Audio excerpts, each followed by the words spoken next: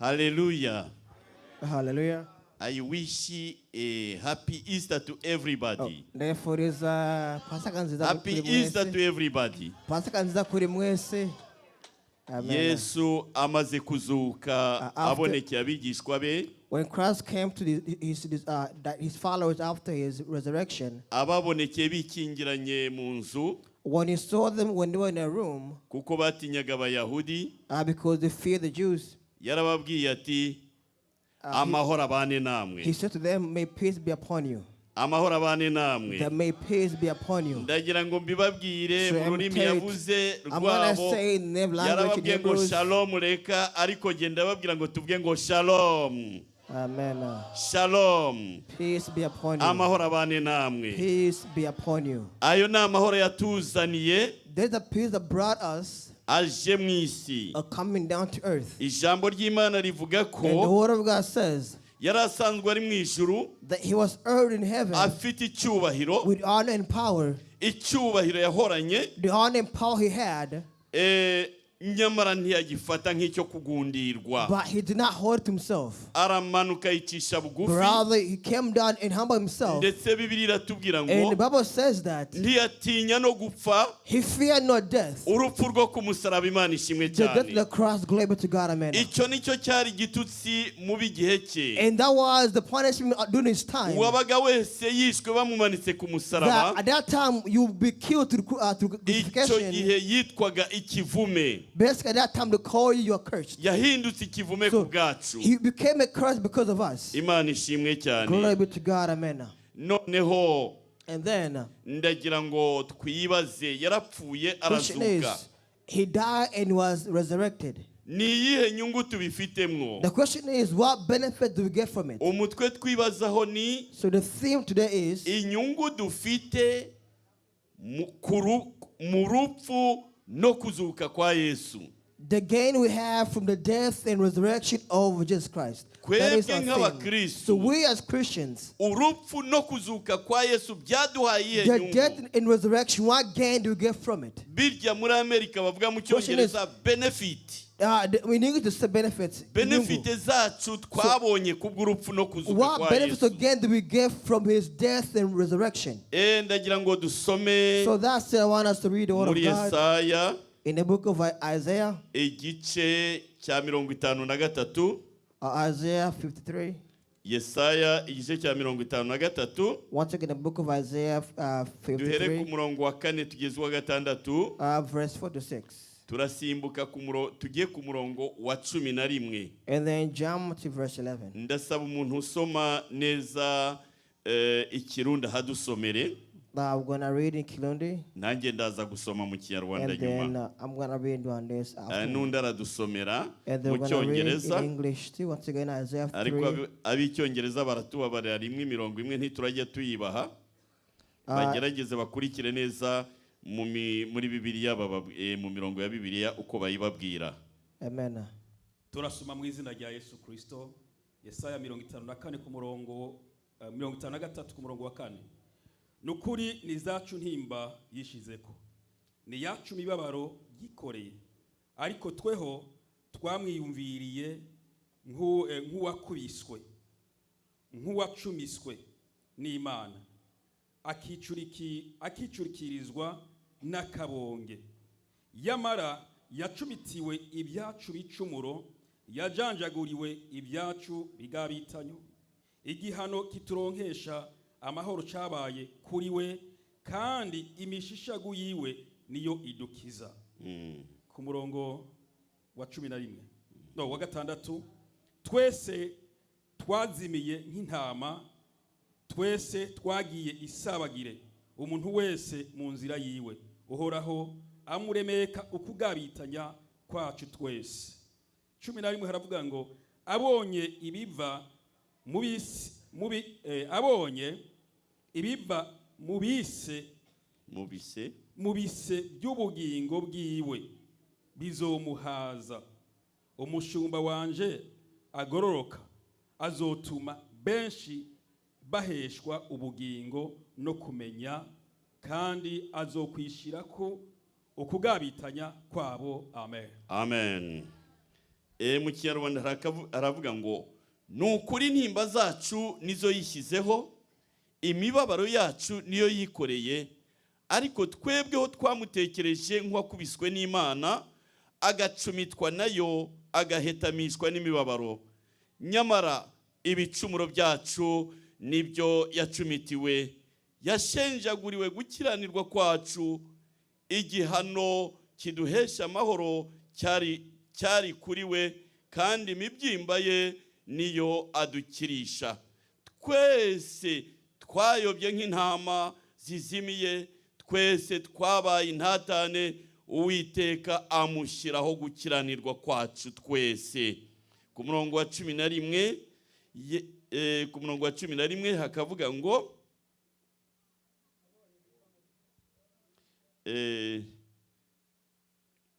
umurongo wa 11, azabona ibituruka mu bise by'ubugingo bwe, bimwishimishe bimuhaze. Umugaragu wanjye ukiranuka azatuma benshi baheshwa gukiranuka no kumenya, kandi azishyiraho gukiranirwa kwabo. Imana idufashe. Amen. Hallelujah. Amen. Ngiki cyazanye Yesu hano mu isi. That is why Christ came down to earth. Kubera ibicumuro byawe. Because of your sins. Kubera ibicumuro byanjye. Because of my sins. Ntabwo Yesu yazize ibyaha bye. He didn't come for his sins. Yesu No. nta cyaha yakoze. He was sinless. Yesu yaratunganye. He was holy. Yesu yari Jesus Imana. Christ, he was God himself. Afite ubwiza. He had goodness in him. Bwa bwiza twigeze tuvuga hano. And the goodness we spoke about 2 days ago, that the holiness, best filled by the holiness. He was overfilled. His heart was holy. And his heart was clean. And he was holy and good. Amen. And heaven was praised by angels. The angels praised me and worshiped him. In heaven, they see him as God himself. And then, when he came to earth, he came God as image that cannot be seen. Glory be to God. Amen. He came to show us who God is. And one time the Father asked him, show us our Heavenly Father. Yesu yaravuze ngo umbonye ababonye data. Haleluya. Amen. Niwe wazanye ubwiza bw'Imana hano mu isi, kandi ageze hano mu isi ibimuga n'abaremaye n'impumyi zose zaramusanze, abapfakazi, imfubyi iyo bamubonaga bumvaga baruhutse. Nta n'umwe wageraga uruhande rwa Yesu watashye ababaye, bari banezerewe. Imana ishimwe cyane. Nyamara Bibiliya iratubwira no mu ndirimbo tujya tuyiririmba ngo nyamara abantu babi, the bad people or those who are evil of sins, batemeye ibyo yavuze, who refuse what he said, batewe n'ishyari, they are fueled by anger and hatred, fueled by hatred and anger, then they killed him death. Imana idufashe. Amen. Noneho so then, Bibiliya iratubwira the Bible says, ngo intimba ngo nukuri intimba zacu nizo yishyizeho. That he carried our pain. Yafashe intimba zacu. He took all our pain. Imibabaro. He took all our pain. Agahinda. All pain. Our anger, our hatred, our poverty. Ujye ubona umukene ababaye. You see, a poor man is very sad. N'umuntu warwaye araremba cyane. Ntawe ushobora kwikorera intimba ze. You cannot carry your pain by yourself. You cannot carry your sorrows. Ubona ubabaye ngo amunyure uruhande. You cannot say a person who's in sadness and go behind them. Nta n'igihe afite cyo kumwumva. You have no time to hear them out. Ariko iyo mibabaro yose, all that pain we had, Yesu niyo yishyizeho. He carried them on himself. Yaje mu isi ngo yishyireho iyo mibabaro. He came on earth to carry our pain and sorrow. Noneho si ibyo gusa. It's not just that. Yaje kwikorera ibyaha byacu. He carried our sins as well. Noneho ku musaraba, and on the cross, ubwo bamubambaga, when he was crucified, bamubambanye ibyaha byacu, they crucified him with our agenda sins. byikoreye. He carried our sins on the cross as well. Noneho hano twasomye, and we read that ngo abantu bamurebaga, that those who looked upon him. Muri Bibiliya iki ni igice cyane gisobanura ibya Mesiya neza. He explained in detail about the Messiah. Igice cya 53 Of the 3 of Isaiah. cyo muri Yesaya Of Isaiah. Nicyo kiza kimanuka It ibya gives Yesu. details about Jesus Christ. Kikagaragaza neza umurimo wa It Yesu. shows clearly his work in action. Kikagaragaza ibyo yaje gukora. It shows what he came to do. Nuko abantu bamubonaga. And how people saw him as. Ngo ubwo yaje mu isi. As he came to earth. Usomye iki gice. He read his book. Ngo ntabwo yari afite ubwiza bwatuma tumwifuza. He had no holy in him that we could desire him. Ntabwo bamurebaga ngo babone ari umuntu utangaje. When they saw him, he was not a great man. Baramurebaga. But they would see him. Bakabona ameze nka wa wundi basanzwe bazi. And they saw an ordinary man. Babona ameze nka naka. Like a man, like any other man. Ndetse yakora ibitangaza. When he created miracles, bakabibona rwose. they would see clearly. Agahumura impumyi. He cured the blind. Ubushize twumvise. And a while back we heard. Uburyo n'impumyi How a blind man cried to him. To see. To get mercy on him. Ngo Bartimayo nawe wari wirihwe igihe kirekire. For a long time was sick. Amubonye atambutse. When he saw him walking, aterijwe hejuru. he called upon him. Ngo Yesu mwene Dawidi Just son of David, forgive me. Abantu barabibonye. They saw that. Ariko babisubirishijeho but they pushed it back. Nguriya si mwene Yosefu. Is he not the brother of Joseph? Ngo na nyina ntiduturanye. And is his mother not our neighbor? N'abavandimwe be ntibatuye hafi His yacu. brother are not our neighbors. Nguriya yabihawe n'iki? Who gave the authority? Ndetse Bibiliya hari aho ivuga.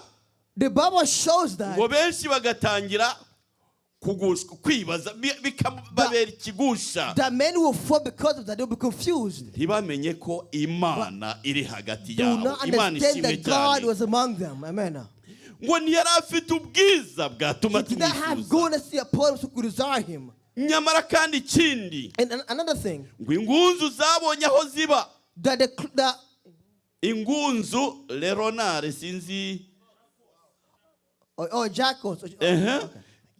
N'inyoni zabonye ibyari. Bird falls to fall nest. Ariko we ntiyabonye aho arambika umusaya. But he found no place to sleep at. Yakoreshaga amateraniro. He will use the abantu crowd. bakigishwa. And they will learn. Bakumva ijambo ry'Imana. To read the word of God. Yatuburaga n'imikate. And he bakarya. And he will eat. Ariko igihe cyo kujya kuryama. But time to sleep. Yajyaga mu mpinga y'umusozi niho yararaga. You go in the mountain, you sleep there, man. Ngaho aho umwami wacu yabaye. That's where our king will stay in the mountain. Iyo tubyumva twumva byoroshye. When you hear it sounds easy. Tubiganira twumva ari nk'inkuru yoroshye. It sounds like an easy story. Ariko ubuzima bwa Yesu mu isi bwari bworoshye. Earth unfortunately was not simple. Ibyo byose kubera wowe kubera njye Imana idufashe. Amen. Noneho. And then yarafashwe. He was captured. Igihe kigeze. When the time came. Bagiye bashaka kenshi kumufata ntibabishobore. You they tried to capture him, they could not find him. Kuko isaha ye yari itaragera. Because his time was not yet. Uko bagiye babishaka kose. So they would try different ways for a long time to capture him. Isaha ye yari itaragera. But his time has yet to come. Noneho baje kumufata. Now they came to capture him. Baramujyana. And they took him. Bamujyana imbere. They took him before y'umucamanza. Before the judge. Dusomye muri Mateyo 26. Matthew 26. Haravuga uburyo bamujyanye imbere ya Pilate. Nibwo bwa mbere Pilato yabonye uwo yita umunyabyaha udasanzwe. He found a person was sin but not a sinner. Umuntu ucirwa urubanza udasanzwe. A person accused for sin but was not a sinner. Umuntu barega. He was accused. Bakavuga ibirego byinshi. They have so many accusations upon him. Ariko akicecekera. But he was still silent. Baravuga. They will speak and speak and speak. Baravuga. They will speak and speak and speak. Noneho Pilato aramubwira. When Pilate asked him. Bamaze kuvuga aramubwira. He asked him. Ngo mbese wumvise ibyo bakuvugaho ntacyo ushobora kugira icyo bivugaho. You heard your accusation. You have anything to say? Ku murongo ndagira ngo tumanuke gatoya muri icyo kirego cyo kwa Pilato. You can find it the book. Pilato yaramubonye bwa mbere. Pilato said the first time. kwa kundi umucamanza abona Same way a judge uwarezwa agomba kugira sees a ibibazo person who's amubaza. accused to ask him questions. Izo ni procedure ziba mu bucamanza It's a process hose. that happens to judgment, to the court. Umucamanza aramubona So he Yesu. just seen Jesus Christ. Wenda yari yarumvise inkuru ze. I mean, he heard his stories and news already. Yumvaga n'ibyo bamurega. And he knew why he was being accused Agize of. amahirwe yo kumubona n'ubwa mbere. Now he's seen it for the first time face to face. Muri Matayo igice cya 27 Matthew 27, umurongo wa 11 haravuga ngo verse 11 says, ni wowe mwami w'abayuda. I asked him, are you the king of the Jews? Yesu aramusubiza ngo wakabimenye. Jesus Christ said, you should know this. Wakabimenye. He said, you should know this. Mu bundi buryo urabivuze. Or basically say, you have said it. Ibyo uvuze ni ibyo. What you said is that. Ntacyo mbihinduraho niko biri. I will change that. It is what it is. Umwami w'abayuda. Haleluya. Amen. The king of Jews. Yesu ni umwami w'abayuda. The king of the Jews. Amen. Ariko noneho yaragiye gupfa ngo abe umwami wa bose. He was going to become a king of all.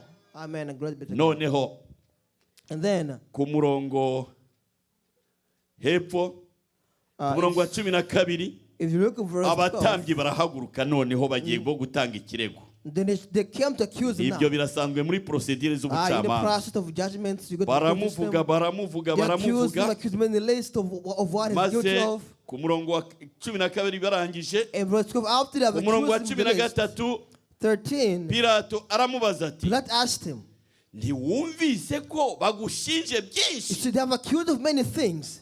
Ntiwumvise ko bagushinje byinshi? They've accused you of many things.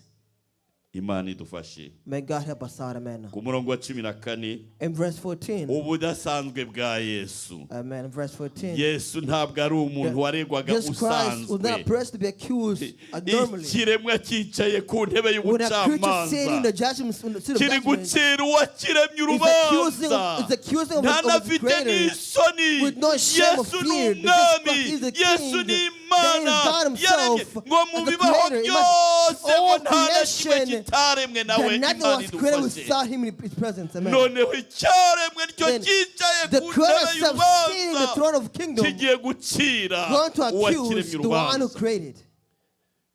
Pilato ati And Pilate asked ntacyo him, uvuga wumvise ibyo that bakuvuze. you have heard your accusation. Ku murongo wa Have you 14 Verse 14. yemera nk'intama nyine nk'umwana Yeah. w'intama He was silent uturiza like imbere a sheep y'abagiye kuwugirira nabi. before its owner would Aravuga ngo slaughter it. And he ariko said, ntiyamusubiza ijambo na rimwe but he replied not to him. bituma umutegeka It yumirwa made the governor cyane. angered. Arumirwa. That he was amused. Yesu azana impression Jesus Christ, imbere mu He rukiko bwaho was accused of many things. atangira kugaragaza ko ni urubanza He showed it rudasanzwe. was not easy judgment. Haleluya. Amen. Ni urubanza It was not rudasanzwe. easy judgment. It was not easy.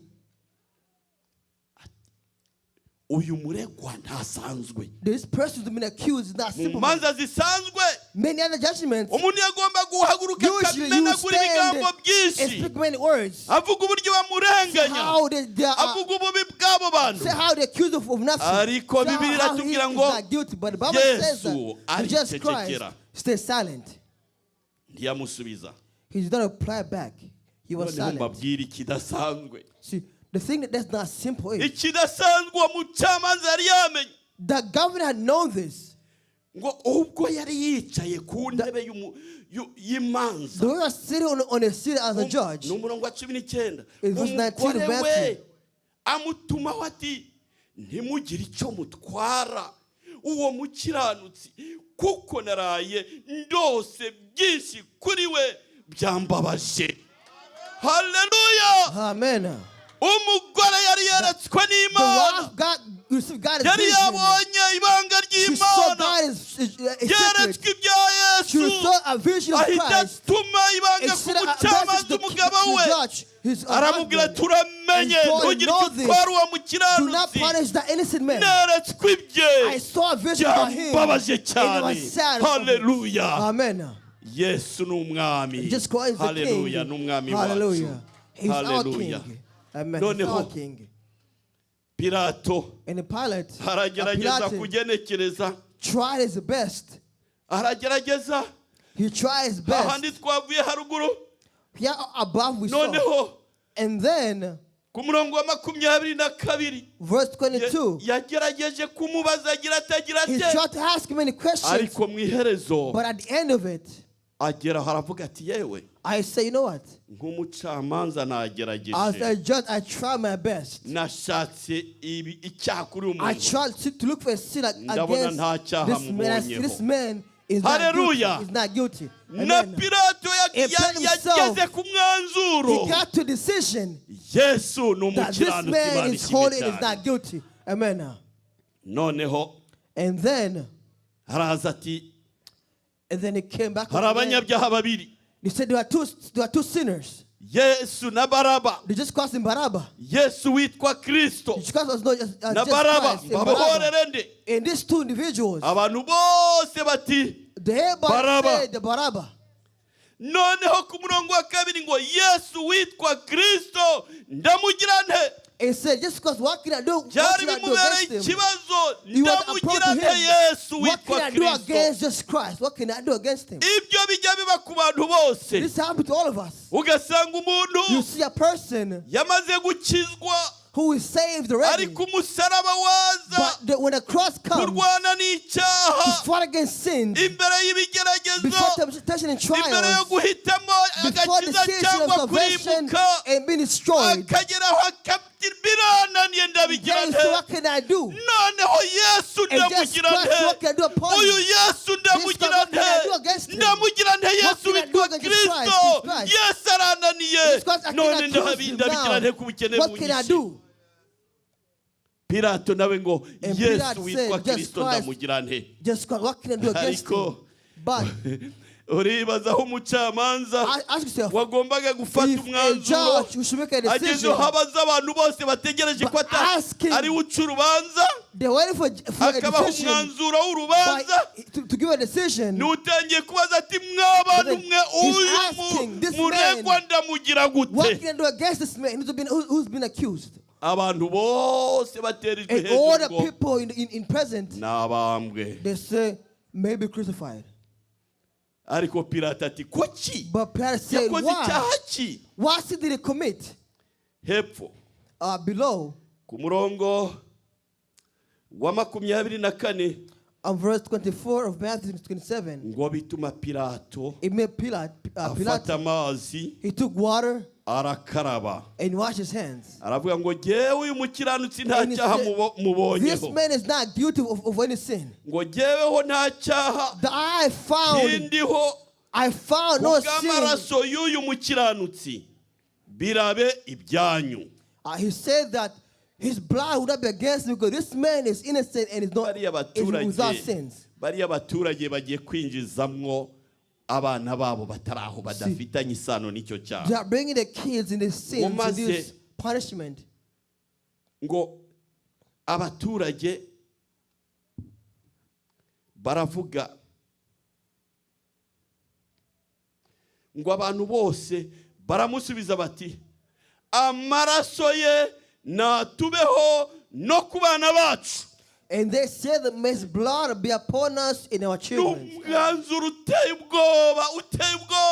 a very terrifying. They brought the children. They brought the children who are innocent. They say that may his blood be upon us in our children. You heard that? Ndagira ngo turebe. Let's look. Let's observe. Yesu yarapfuye. The Jesus Christ has died. Nkuko byagomba kumera baramwishe. Like it happened, they killed him. He was on the cross, crucified. Kubera ibyaha byacu. Because of our sins. Intimba zacu nizo yishyizeho. He carried our pain and suffering. Imibabaro yacu niyo yikoreye. Our suffering and pain on his cross. Ndagira ngo dusome igice. Let's go and read. Cy'Abakolosayi igice cya mbere umurongo wa 14 kugeza wa 24. Colossians chapter 1 verse. Noneho ndagira ngo 14. Umuntu umwe hadusomere. Pastor muhadusomere. Colossians chapter 1 verse 14. Noneho ndibusabe nawe uri buze gusoma mu Cyongereza.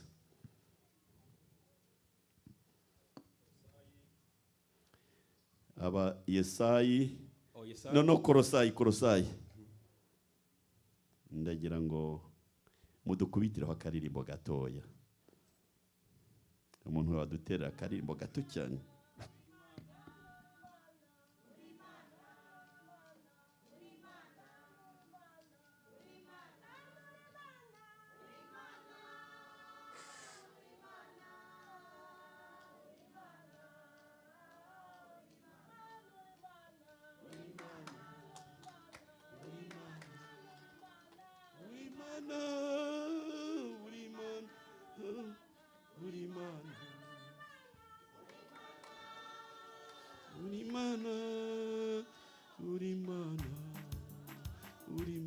Amen.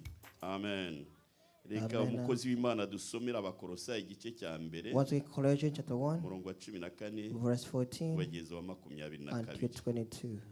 Amen. Turasoma mu izina rya Yesu Kristo, haravuga ngo muri wo niho dufise ugucungurwa, niko guharirwa ibyaha byacu. Kuri 15 haravuga ngo niwe shingiro y'Imana itaboneka, niwe mfura mu byaremwe byose, kuko muri we ariho byose byaremewe, ibyo mu ijuru n'ibyo mu isi, ibiboneka n'ibitaboneka, uri intebe z'icubahiro, uri ubwami, uri ubukuru, uri ububasha, byose byaremwe nawe, biremerwa kuba ibyiwe. 17 niwe yabayeho byose bitarabaho, kandi muri we byose niho bifataniye. 18 niwe mutwe w'umubiri, niwo shengero, kandi niwe tanguriro, niwe mfura mu kuva mu bapfuye, kugira ngo abe agaheta muri byose. 19 kuko Imana yahimbawe nuko ukunengesera kwayo kose kuba muri we. Kuri 20 kandi yahimbawe no kumuha kuzuza byose nayo, ari ibyo mu isi ari ibyo mu ijuru, izanishije impore amaraso yo ku musaraba wiwe. Kuri 21 haravuga ngo namwe abari baratandukanijwe n'Imana kera, mugahindurwa abansi bayo mu mitima yanyu n'ibyo mwakoze bibi, none yabuzurije nayo mu mubiri wiwe w'umuntu, kubw'urupfu yapfuye, ngo abashikane imbere yayo murabera mudafise agasembwa, mutagira ico mwogaywa. Amen. Amen. Amen. Yesu niwe Imana yashimye. Jesus Christ is God who was happy to choose kwiyunga n'abantu, that to join the people. Imana ntiyegeraga abantu. The God didn't have people. Kwera kw'Imana, because God is holiness, ni kuyemera gukorana is n'umunyabyaha, accepting him to work with the ni sinner. kuyemera kwegera It is to get umunyabyaha. close to the sinner.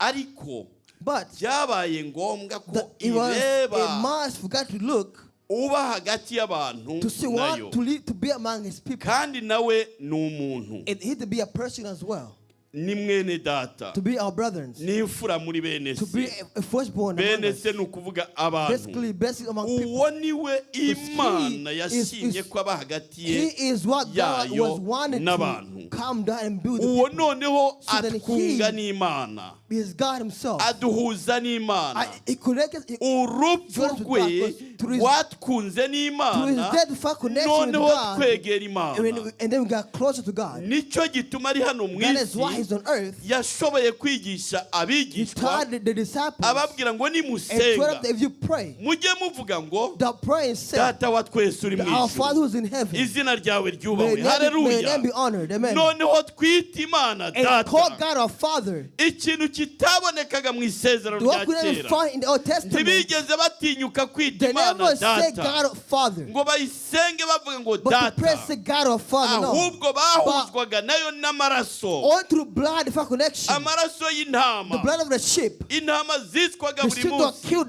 day by day. kugira ngo umutambyi So abahuze that n'Imana. the priest bring them closer to God. yagombaga kubatangira ikimazi. You must give a sacrifice to God. Mu Kinyarwanda tukita igitambo. Do you give a sacrifice? Kandi amaze kubatambira ibitambo bose, all of them, nawe yagomba kwitangira iki kugira ngo abone uburyo yinjira ahera hahera. Haleluya.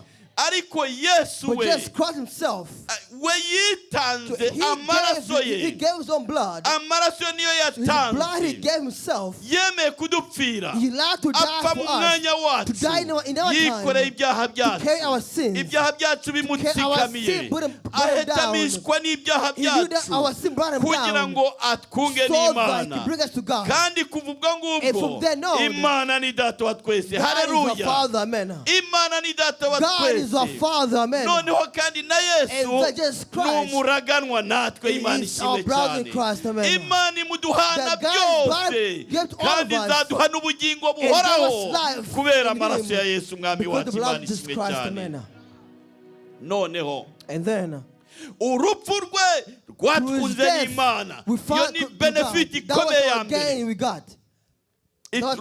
Ntabwo twari kujya tubona amahene menshi cyangwa intama. We couldn't find cows, many sheep to give. Imirire iratugora. Nowadays it's very expensive. Mbese twari kujya tubona amafaranga yo kugura inka, amapfizi, ihene zo kubaga. Sheep to sell. No. Ntabwo twari kubibona. It would be impossible nowadays. Ariko Yesu yabaye igitambo cy'ibyaha byacu cyuzuye. He became the replacement of our offerings. Nanone.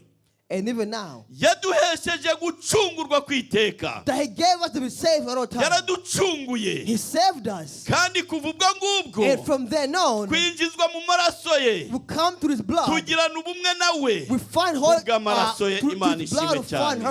Nicyo gituma, and that is why, mu ndirimbo imwe iravuga, a song says, Uwiteka our Father or the judge. Nguyambonyeho amaraso. The one who see the blood upon me. Yaragiye urubanza. He was going to judge me. Akabonaho amaraso. And he saw the blood upon me. Urubanza rubi. And he judged me no more, brother. He said, you are holy, my son. Amen. Uri umukiranutsi. That you are saved, my son. Amen. Kubera amaraso ya Yesu mwami wacu. Because the blood of Jesus Christ. Noneho. And then, ndihuta.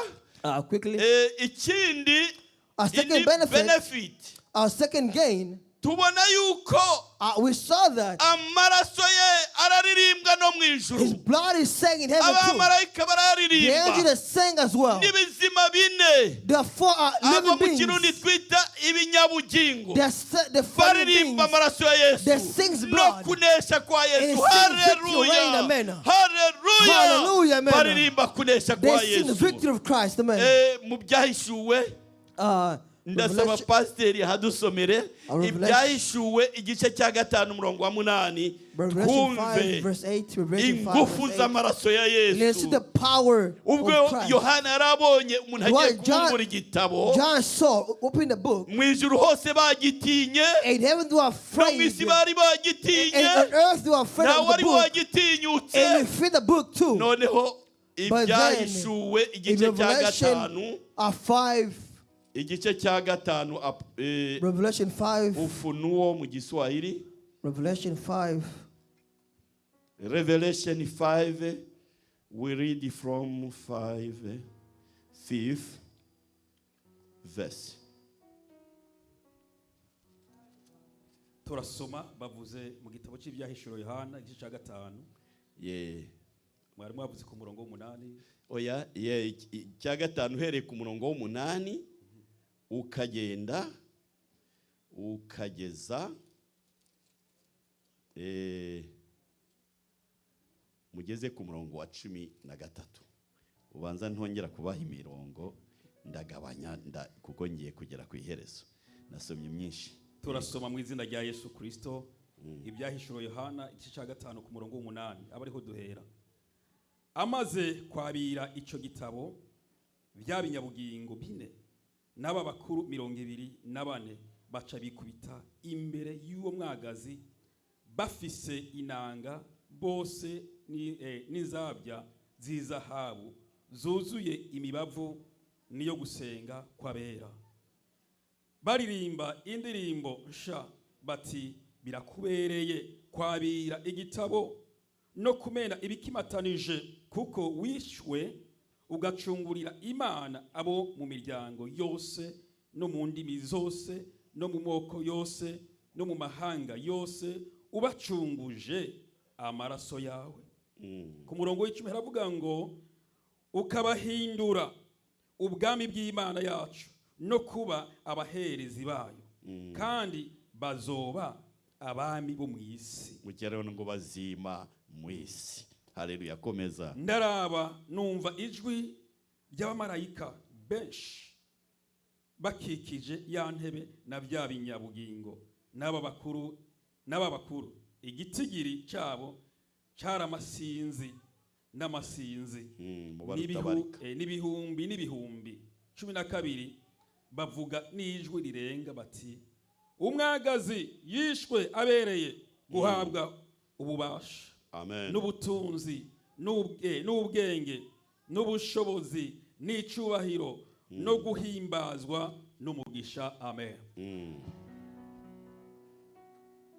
No komeza ku murongo wa 13 niko navuze. Kuri 13 haravuga ngo kandi icaremwe cyose cyo mu ijuru no mu isi. Ndasubiramo, kandi icaremwe cyose cyo mu ijuru no mu isi n'ikuzimu no hejuru y'ikiyaga n'ibiri muri byo byose numva bivuga bati ibyagiye ku ntebe bo n'umwagazi w'intama umugisha ube uwabo n'icubahiro no guhimbazwa n'ububasha ibihe bitazoshira. Amen. Amen. Hallelujah. Hallelujah. Hallelujah. Hallelujah. Amen. Ni igikorwa gikomeye cyane. It's a powerful act of work. Abantu benshi bo mwisi, the many people on earth, bagombaga kurimbuka, umubare utabarika, they had to be destroyed. Ariko Yesu but just Christ allowed and came down. Akemera kupfa He allowed to die a bad death. Ahinduka ikivume ku bwawe. He became accused because of you and I. Ahinduka ikivume ku bwanjye. Because of I. Ahinduka ikivume ku wari we wese. Because of a curse because of all of us. So he accepted it. Kugira ngo dukizwe. So we could be saved in his place. Amen. Numvise indirimbo yanejeje ngo a song was written that says n'umusaraba w'isoni wihanganiye byose ngo ntarimbuka. Yesu yarabyihanganiye. Jesus Christ was very passionate of this. And that's why in heaven there'll be a song forever and ever. The four living creatures, they sing the blood of Jesus Christ. And the angel in heaven himself, they sing because Jesus Christ was given and he saved all the people from many different languages and different races and tribes. Amen. Ndagira ngo mbabwire indi benefit. Another gain from this. Second gain from this. The blood of Jesus Christ. All the race. All the languages of different locations. Of different colors. The Caucasian, the blacks. Asians, the Indians. All people. Jesus Christ brought them together. He brought them together. He made them one. And he built one body. And that is called a church. Glory to God. Amen. So now when we say a church, now we're waiting Jesus Christ. The all locations, the whole are waiting for. The whole waiting. The whole singing, waiting. The Son of the Lamb to come and take them. Hallelujah. Amen. And another. So when there's fear in earth, of things will change out of nowhere. But we have another benefit. We're reading the Revelation. Revelation 89, you could read it. But the angel will be sent. An angel said that take nothing the desert. Take nothing the desert. Before I put a sign. Amen. Hallelujah. Hallelujah. Amen. turi mu cyubahiro cy'Imana, turarinzwe, ijisho ry'Imana riduhoraho aho ugenda hose, ijisho ry'Imana riguhoraho. N'abarozi nibashaka bakora uko bashaka, ariko ijisho ry'Imana rikuriho. Imana ishimwe cyane. Uburinzwe igihe cyose, ujya no mu kazi nk'abandi bose, ibyo turabikeneye kugira ngo tubeho. Ubu uri mu rugo iwawe, ibyo turabikeneye kugira ngo tubeho. Ubu uri mu nzira ugenda mu isoko, turabikeneye kugira ngo tubeho. Ariko ntabwo uri umuntu usuzuguritse, uri uw'igiciro imbere y'Imana. Ugenda ijisho ry'Imana rikuriho. Haleluya. Uburinzwe, mu nzira urarinzwe, mu kazi urarinzwe, kubw'amaraso ya Yesu. Haleluya. Hahandi ngo kuko Imana yatanze umwana wayo, ngo byatumye itanga umwana wayo w'ikinege, kugira ngo umwizera wese atarimbuka, ahubwo ahabwe ubugingo buhoraho. Imana ishimwe cyane. Rero hari ikigusaba, ni ukwirinda gukerensa amaraso y'Imana, ni ukwirinda gukerensa ubuntu wahawe. Take granted the grace you receive. The grace many wanted, but they cannot get to it. The Bible says yes, that. We just got to talk to the people. He told them, many want to see what you are seeing now, but they could not receive it. Many want to hear what you are hearing, but they could not get a chance to do so. But you are blessed, because you can hear, many could not hear. You are blessed, because you can see what many cannot see. Amen. That is the benefit we receive. Amen. Ndagira ngo ndangize nkubwira nti ntabwo tubwiriza Yesu ho ruvugwa mu mihango ya Pasika gusa. Ntabwo tubwiriza Yesu waje duhora tubona nk'umanitse ku musaraba. Yesu ntakiri ku musaraba. Ibyo byibagirwe, ntakiri ku musaraba. Ubu none hari mu bwiza bwe, ari imbere y'Imana, ahora dusabira iteka ryose. Ijambo ry'Imana riratubwira ngo ahora dusabira, nicyo gituma tunesha Satani. Imana ishimwe cyane. Ndagira ngo nkubaze rero, mbese uremera amahirwe Imana iguha? Uremera do you accept ko Yesu yapfuye kubw'ibyaha byawe, that Christ died because of you and I, kandi yazutse kubera wowe, and was resurrected because of you? Noneho hari ahavuga, and a verse says, kubera ayo maraso ya Yesu, because of the blood of Jesus Christ. Mu Baheburayo igice cya 14 umurongo wa 14 kugeza wa 16 haravuga ngo twegere noneho intebe y'ubuntu, to the throne of kwegera intebe y'ubuntu bw'Imana tudatinya, to the throne of mercy with no fear, with no fear. Kubw'amaraso ya Yesu yamenetse kubera, so the blood of Christ was slain because of us. Wegere, so get close. Ntabwo Imana yaguhaye ayo mahirwe. God gave you that a benefit, that gain. Mvuga imirongo myinshi ntayo naguhaye gusoma, ariko umbabarire cyane. Wenda bene data bagiye bumva aho wavuze baragenda bashake muri Bibiliya, kuko turi kugenda tugerageza gucunguza uburyo mwete. Noneho, so then, ndagira ngo mbaze, I'm going to ask, harumva hari igisubizo yasubiza uyu munsi umwami Yesu uri kugenda mwongorera mubwira ngo naragupfiriye? The Christ tells you in your heart, I died for you. Nabambwe kubera wowe.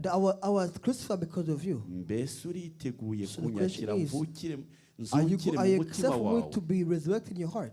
Narazutse kubera wowe. I was resurrected because of you. I carry your sins. I was hurt because of you. Uremera kunyakira? Now do you accept to receive me? Niba hari uhari, if you are here, arahaguruka, please do stand. Maze abakozi b'Imana baramusengera. And God is serving, they'll pray for you. Kandi aratahana amahoro mu bugingo. And you go in peace. Amen. Imana idufashe. May God help us out. Amen. Amen.